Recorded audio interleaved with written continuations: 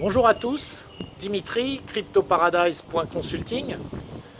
Je vous retrouve aujourd'hui en ce 13 mai 2020. C'est une date à marquer dans l'histoire puisque hier a eu lieu le halving, ce moment tant attendu de tous les fanatiques du Bitcoin.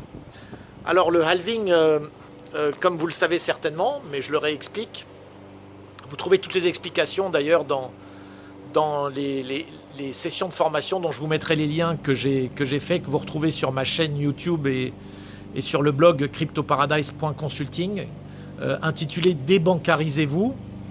Le halving, c'est le moment où tous les 210 000 blocs, c'est-à-dire à peu près tous les 4 ans, les récompenses octroyées aux ordinateurs qui résolvent le problème mathématique qui permettent d'écrire les blocs, les récompenses qui sont octroyées sont divisées par 2. Donc c'est arrivé déjà, le troisième halving a eu lieu hier. Donc c'est un moment qui était très attendu par la communauté crypto. Alors ça n'a pas eu... si, ça a obligatoirement un effet, puisque les mineurs se retrouvent avec des récompenses divisées par 2. Donc grosso modo, la création monétaire du Bitcoin est elle aussi divisée par 2. Donc... nous sommes dans un moment qui est absolument exceptionnel.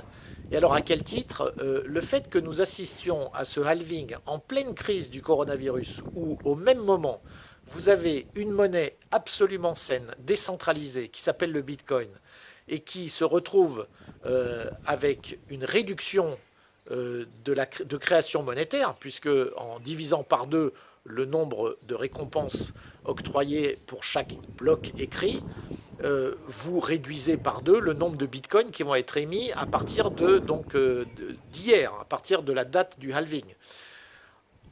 Vous comparez ça à ce qui se passe au niveau des banques centrales depuis maintenant plusieurs semaines, depuis l'éclatement de la crise du coronavirus, sans parler même depuis 2008, mais avec l'impression monétaire qui part dans tous les sens.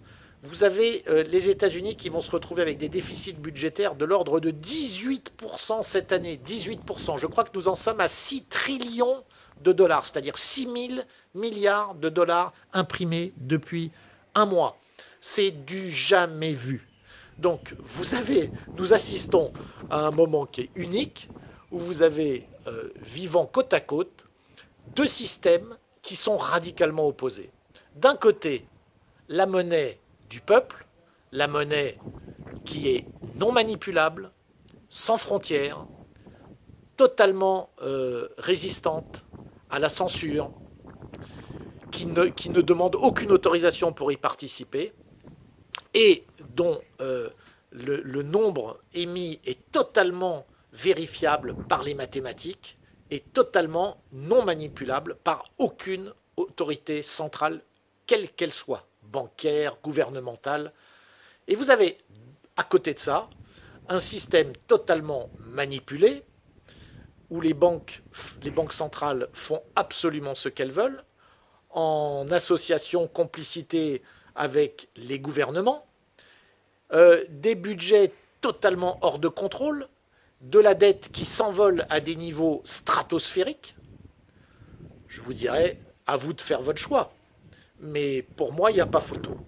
Donc à nouveau, les 2 actifs liquides sur lesquels aujourd'hui vous pouvez vous assurer de ne plus faire face aux problématiques que vous allez rencontrer en laissant votre argent dormir dans les banques, cet argent qui ne fait que se dévaluer, les 2 actifs liquides qui vous permettent de vous protéger sont l'or et le Bitcoin. Et je ne vous cache pas que ma préférence va pour le Bitcoin, qui est beaucoup plus simple à manipuler, beaucoup plus simple à utiliser, et dont vous avez la propriété immédiate. Vous n'êtes pas obligé de passer par des tiers détenteurs pour avoir accès à vos bitcoins. Ce qui n'est pas le cas de l'or, à moins de l'avoir physiquement chez vous, ce qui, comme vous le savez, engendre d'autres problématiques. Voilà, si vous aimez ces vidéos, n'hésitez pas à vous abonner à la chaîne YouTube et à vous inscrire directement sur le blog cryptoparadise.consulting. Vous cliquez tout en haut sur le bouton s'inscrire. À très bientôt.